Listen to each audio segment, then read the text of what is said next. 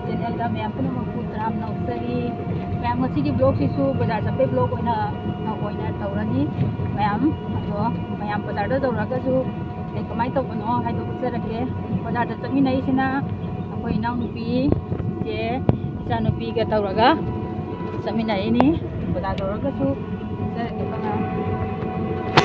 ꯃꯌꯥꯝꯁꯦ ꯌꯧꯅꯩꯁꯦ ꯏꯅꯥꯎꯅꯨꯄꯤꯁꯤ ꯃꯁꯝꯁꯦ ꯀꯛꯑꯅꯤ ꯍꯥꯏꯅꯦ ꯌꯧꯅꯤ ꯄꯥꯝꯃꯨꯗ꯭ꯔꯥ ꯌꯧ ꯁꯤ ꯌꯧꯅꯩꯁꯦ ꯄꯥꯝꯃꯨꯗ꯭ꯔꯥ ꯃꯌꯥꯝ ꯕꯖꯥꯔ ꯇꯧꯔꯦ ꯕꯖꯥꯔꯗꯗꯤ ꯑꯩꯈꯣꯏ ꯆꯠꯂꯤ ꯏꯆꯥꯅꯨꯄꯤꯁꯨ ꯌꯥꯎꯔꯦ ꯉꯁꯤꯗꯤ ꯆꯠꯂꯤ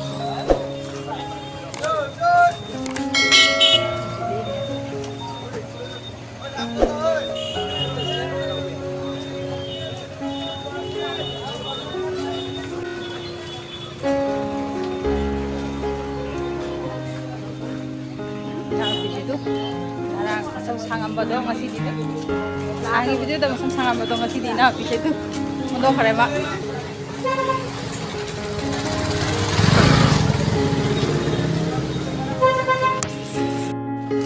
Langi bazar apa mungkin?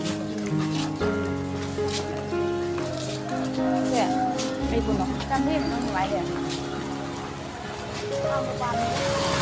Mana ni nak dia? Mana?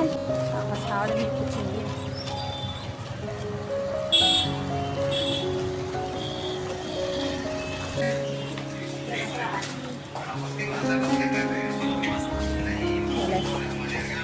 Aku like ya, sih sudah tahu kalau sudah lakukan. Anggaran yang tidak sangat tidak.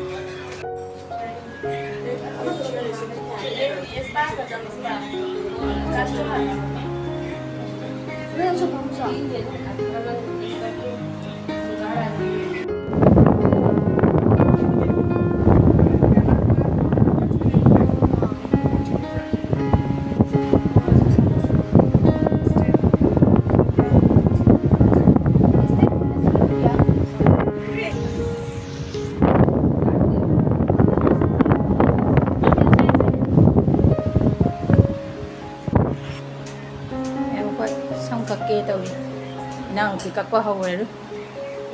Sisi, mana? Sisi su kak ko hawer tau.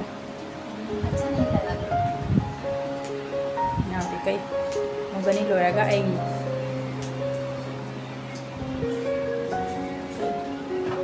Aton mana hari? Sisi na som na.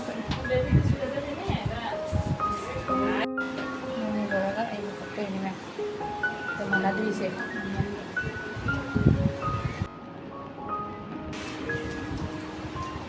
Memang kapu. Katakan dia tu kapu. Jadi nu.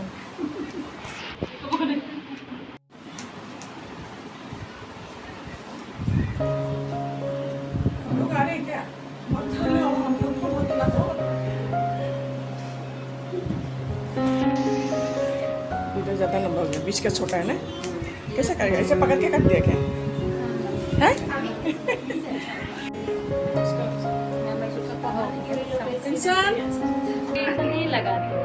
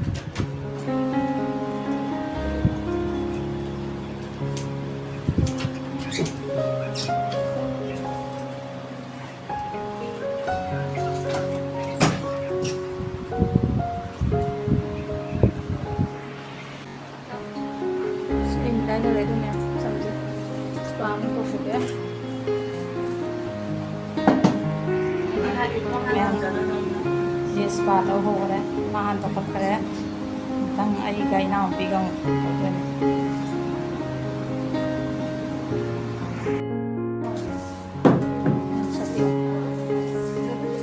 이나오기 요도 상어 먹어 서제도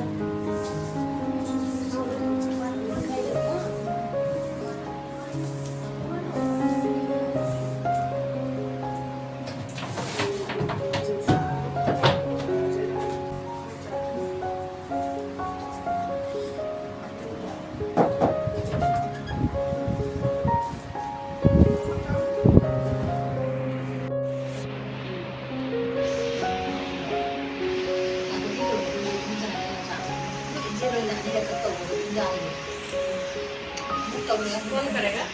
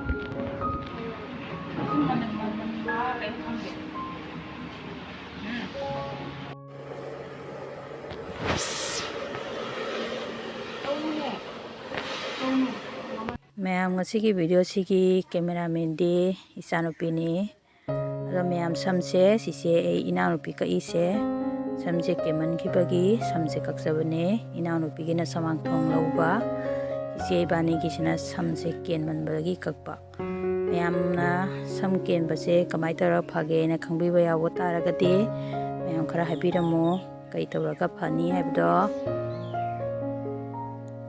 ꯀꯦꯟꯃꯟꯈꯤꯕꯅ ꯀꯔꯤ ꯇꯧꯔ ꯐꯗꯣꯏꯅꯣ ꯈꯪꯗꯕꯅ ꯀꯛꯎꯕꯅꯦ ꯁꯝꯁꯦ ꯁꯤ ꯃꯇꯥꯡꯁꯤꯅ ꯑꯩ spa ꯇꯧ ꯂꯣꯏꯕꯒꯤ ꯀꯣꯛꯁꯦ ꯋꯥꯁ ꯇꯧꯕꯤꯔꯤꯅꯤ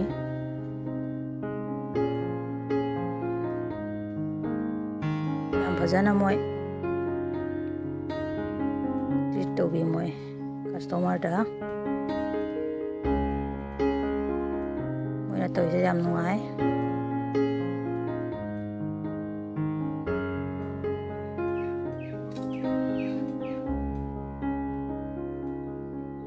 ꯀꯣꯜꯂꯨ ꯂꯣꯏꯔꯛꯄꯩ ꯃꯁꯪ ꯃꯁꯦ ꯇꯩꯊꯣꯛꯄꯤꯔꯤ ꯃꯣꯏꯅ ꯃꯇꯥꯡꯁꯦ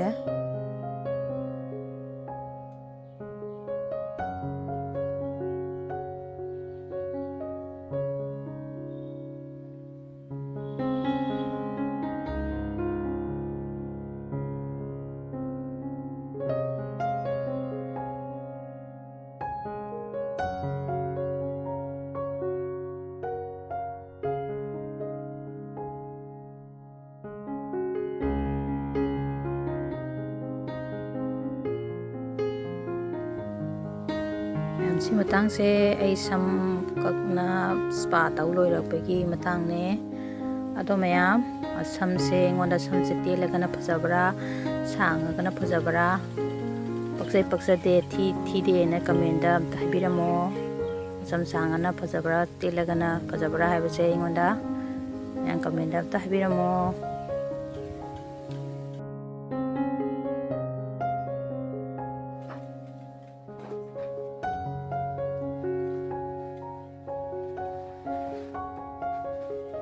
ꯃꯌꯥꯝ ꯁꯤꯅ ꯑꯩ ꯏꯆꯥꯅꯨꯄꯤꯅꯦ ꯚꯤꯗꯤꯑꯣꯁꯦ ꯃꯥꯅ ꯑꯌꯥꯝꯕ ꯂꯣꯏ ꯂꯧꯕꯤꯕ ꯉꯥꯛꯇꯅꯦ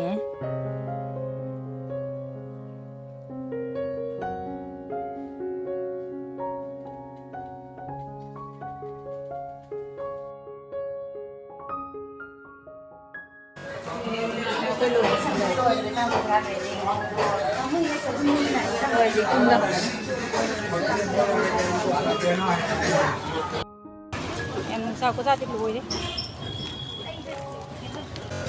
sao có ra thì tới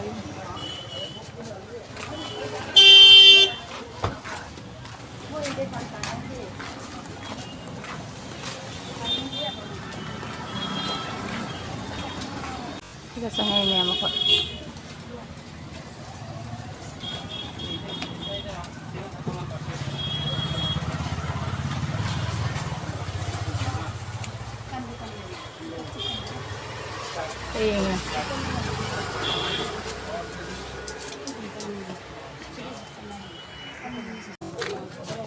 thôi thôi lại mà thì freedom lấy vào đó thì ai ta nó hành động kẻ nó phản hút sang đấy thì đó hành động kẻ ta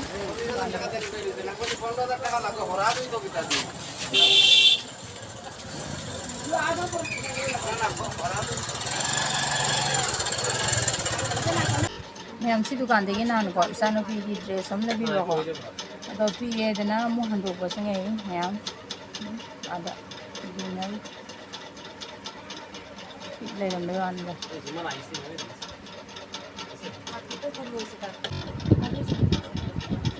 इना को गाइस ले हल्ले नाम दिन से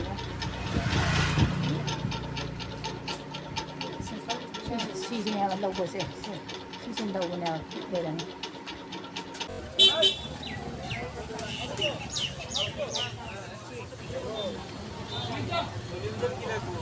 em coi chúng ta hẳn nào với cây sương gì mà cái chưa giờ đau rồi này mà mày lấy ra khang này không nó sáng được đi gì em khai đi nô mẹ tụm vẫn mất không phải nặng là ra rồi mấy bazaar đây cái lẽ đó यहाँ तो आई video से बता से तो संजरेगा मैं की video से नुंगाई बेडी नुसी बिदना channel से बु लाइक अमसुंग शेयर सब्सक्राइब तो सबीरमो मैम नेक्स्ट वीडियो दा नगो पुरो लाक्चरगे मैम मसी की बता से संजरेगे बाय